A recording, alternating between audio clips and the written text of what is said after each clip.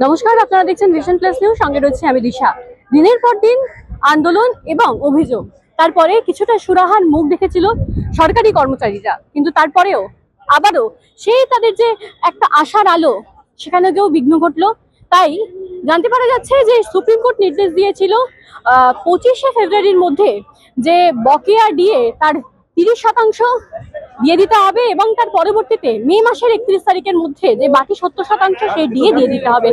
কিন্তু সেই যে নির্দেশ, তাকে কার্যত একেবারে বুড়ো আঙুল দেখিয়েছিল মুখ্যমন্ত্রী মমতা বন্দ্যোপাধ্যায়, এবং সেই ক্ষোভ নিয়ে কিন্তু আবারও আজকে রাস্তায় নেমেছেন সরকারি কর্মচারীদের যে সংগ্রামী যৌথ মঞ্চ। তারা একাধিক মঞ্চের পক্ষ থেকে তারা একত্রিত হয়ে আজকে তাদের এই যৌথ উদ্যোগ। এই মুহূর্তে কিছুটা ডরিনা ক্রসিং ক্রস করে তারা এক মানববন্ধন দিয়েছেন, এবং উল্টো সাইডে আমরা দেখতে পাচ্ছি, আমার ক্যামেরা পার্সনকে দেখাতে বলবো, যে বিভৎস ভাবে যে তাদেরকে আটকাবার জন্য একটি রেলিং দিয়ে ব্যারিকেড তৈরি করা হয়েছে। এবং এই যারা আন্দোলন করছেন, আন্দোলনকারীদের বক্তব্য, যতক্ষণ না পর্যন্ত এই ব্যারিকেড খুলবে ততক্ষণ পর্যন্ত তারা এই আন্দোলন কিন্তু চালিয়ে যাবেন। আর আমার ঠিক পেছনে কিন্তু দেখতে পাওয়া যাচ্ছে ওইখানে যারা সংগ্রামী যৌথ মঞ্চের পক্ষ থেকে এসেছেন, তারা কিন্তু নিজেরাও মানববন্ধনে তৈরি করে তারা বিক্ষোভ প্রদর্শন করছেন, এবং তারা জানাচ্ছেন যে যতক্ষণ না পর্যন্ত এই ব্যারিকেড খোলা হবে, যদি প্রয়োজন পড়ে সারাদিন কিন্তু তারা এই পথে বসে আন্দোলন প্রদর্শন করবেন। এবং কিছুক্ষণ আগে এখানে উপস্থিত হলেন ডিসি নর্থ, এবং দেখতে পাওয়া যাচ্ছে যে কি পরিস্থিতি হবে সেটা কিন্তু এখনো সময়ের অপেক্ষা, দেখা যে আদেও তারা এই ব্যারিকেড ভেঙে তারা কালীঘাট অব্দি পৌঁছাতে পারেন, নাকি এখানেই প্রতিবারের মতো প্রতিহত করা হয় তাদের এই আন্দোলনকে, সেটাই কিন্তু এখন দেখার বিষয়। ক্যামেরায় হিমাদ্রি ব্যানার্জির সাথে দিশা মুকুটের report, vision plus news, Kolkata.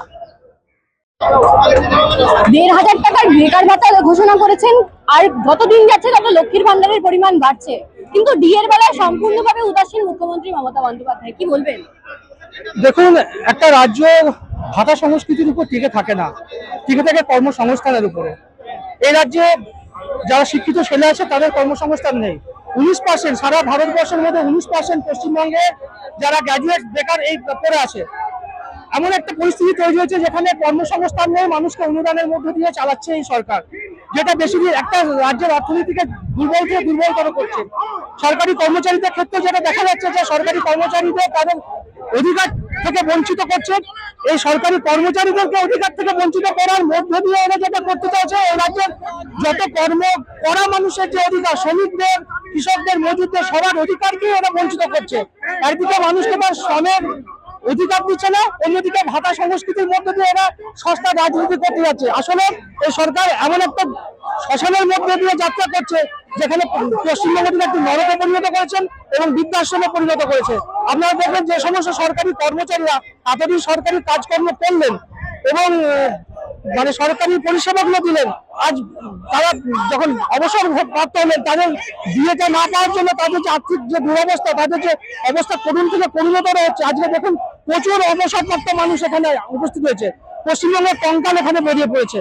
এবং আরো একটা যেটা ব্যাপার, যেখানে সরকার আইন মানাতে বাধ্য করে জনগণকে, সুপ্রিম কোর্টের রায় বেরোনোর পর দেখা যাচ্ছে কি সরকার নিজেই আইন মানাচ্ছে না।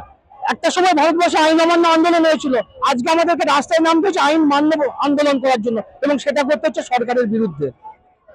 এসআইআর থেকে শুরু করে ডিএ,